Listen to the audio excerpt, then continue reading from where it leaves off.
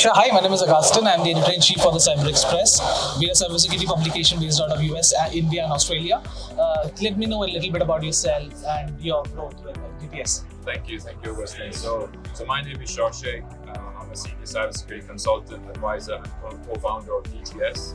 I've been in the cybersecurity industry for almost 20 years now. Oh. And DTS is a cybersecurity consulting and advisory firm that helps businesses to secure themselves from malicious threat actors that can potentially cause business disruption by hacking them, right? So we've seen in the news that cyber attacks are increasing significantly, and this is causing major impact to businesses, right? So we've seen the rise of ransomware. Ransomware causes issues with customers, from an operational perspective, and we basically help customers, build strong defensive capabilities and preventive capabilities to be able to counteract the cyber threat landscape that we live in today, and that's who DTS is. Oh, great. So added to that, I think one of the key differentiator here with DTS, unlike others, are that they are basically majorly catering to other vendors, but you actually have your own solutions. Do you want to shed light on those? Yeah, I think that's a great question. I mean, if you look at the cybersecurity industry, it is highly fragmented. And the reason why I say that is, across the security industry, there's many different solution vendors that are out there. So whether you want endpoint security, you want firewalls, multi-factor authentication, SIM solution, DLP, data loss prevention, and so on and so forth.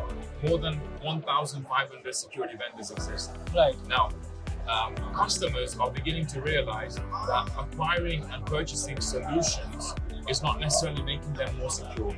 So for us, our approach is drastically very different. We want to focus on going back to the basics.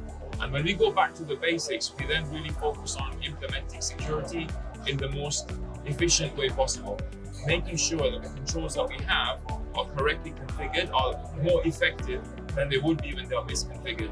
And so really our approach is very different. It's more human-centric, focused on engineering services, on professional services, advisory, consulting, where we make sure that the customers who have invested already in security maximize their return, the return of investment and total cost of ownership, but at the same time, reducing that attack surface, right? So making it much more harder for hackers to have a free time when they're targeting an organization. Oh, good deal. Now add to that, can you briefly tell me a little bit about your multiple verticals? I'm seeing red teaming, I'm seeing blue teaming, I'm seeing purple teaming as well. Yeah. So what all do you indulge in? Yeah, that's great. That's a great question. So on the services side, we've made it easier for people to understand. Cybersecurity can be a complicated subject. Exactly. Right? Totally. So what we've done is we made it sort of simplified by color coding the approach, and that's also the industry standard. Yeah. So the red teaming is basically the offensive security division, which is all about ethical hacking into the organization. And by hacking into the organization from the outside or from the inside, it helps customers understand how secure their environment is, are the controls correctly configured. The blue team is all about the defensive part. So the defensive part being, are the controls configured correctly? So if there's a cyber attack, am I able to defend myself properly? So the controls are put in place. The white team is all about advisory, providing governance, policies, procedures, because you need laws, right? Exactly. To be able to manage things. So these are rules, sets of policies, procedures, and processes that are put together. Now, of course, in the UAE, we have national cybersecurity standards. There are also security standards related to specific industries, and so we help companies comply to that. And then the purple teaming is all about improving the effectiveness. So, as an attacker and as a defender, when you mix the two together, you're going to find weaknesses. Right. And only through weaknesses can you improve your, elevate your posture, right? By identifying the gaps, addressing those gaps. And that's what purple teaming is all about. So basically, we've kind of put that together into a nice, easy way for customers to understand the services that we're offering. Oh, great. Added to that, I also heard about your solutions in Zero Trust. Yeah. Okay, of course, SaaS is there right now. So, and then of course, Zero Trust has been running since we always have conversations around. But can you please tell me a little bit about what DTS is doing and what kind of an approach it has towards providing its customers with a Zero Trust solution? Yeah, great question. So, I mean, Zero Trust is a buzzword, right? Just totally, like artificial intelligence, cloud. Every vendor here is just throwing that. Zero Trust, right? So, Zero Trust has become important. So it was invented, or the term was invented back in 2010. fast forward 12 years. It's becoming more important because of the way the pandemic has accelerated that. Now, currently, when you're working for an organization, right, you will generally go to the office, you connect with your laptop, and then you'll have access to applications, right? Nowadays, the same can't be said. I might be connecting from the home, I might be connecting from the office, I might be connecting from while I'm traveling, and so on and so forth, right? People are very mobile. Now, also organizations are having remote workforce, Right. right? They've got employees sitting in all different countries. So all of a sudden, you've got a user base that is sitting in so many different countries. And on top of that, we've got, our workloads that were on-prem now sitting in a multi-cloud environment, in Azure, in AWS, in OCI, and so on and so forth. So zero trust is essentially to make sure that, you don't trust anything as a message, right? Yeah.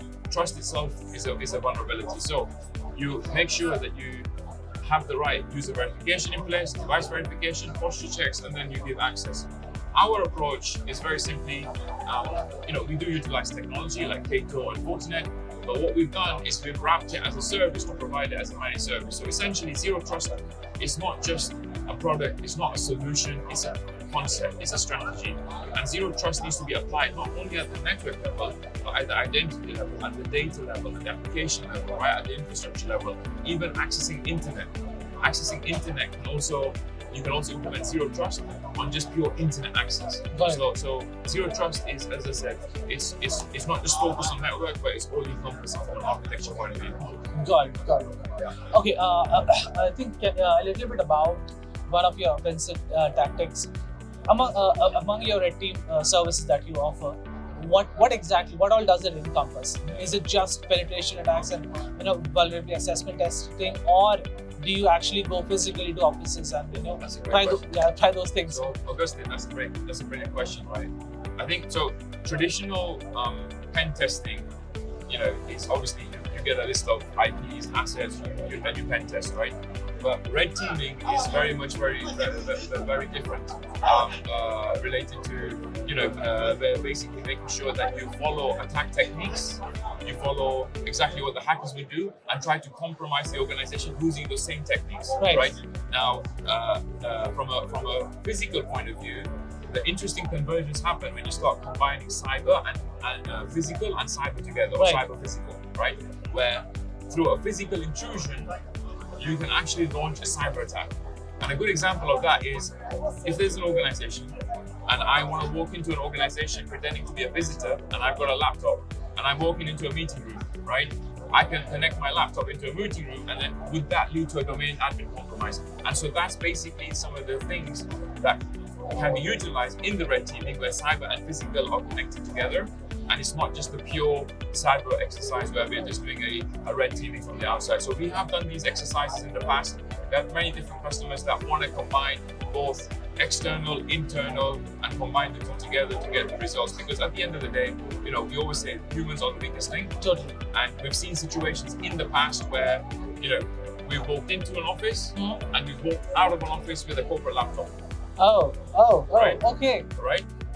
And nobody stopped us. We walked into an office and we've installed a rogue device, and it's not been detected for 2 weeks, right? And so when you run these scenarios, customers then begin to understand this could actually happen to me in real life, and what I need to do to put the right prevention controls in place. Totally, and they were just happy that you were on their side. Yeah, exactly. Okay, lastly, a little bit about what the future plans of DTS is, not just in Dubai or Middle East, but everywhere else.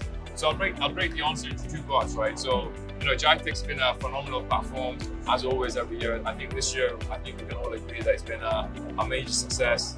At the end of the day, we've seen a huge influx of people. I think for me personally, it's been the busiest that I've ever seen it. Also, DTS, what we've done is we've launched some really, amazing things in Gitex. So one of the things that we've launched is our compliance platform. It's a SaaS platform, compliance. And as you know, in the region, we have many national cybersecurity standards. Okay, internationally, we also have many cybersecurity standards. Our platform is helping organizations streamline their compliance. So it's basically a compliance and assurance platform for organizations to streamline their cybersecurity compliance and data governance.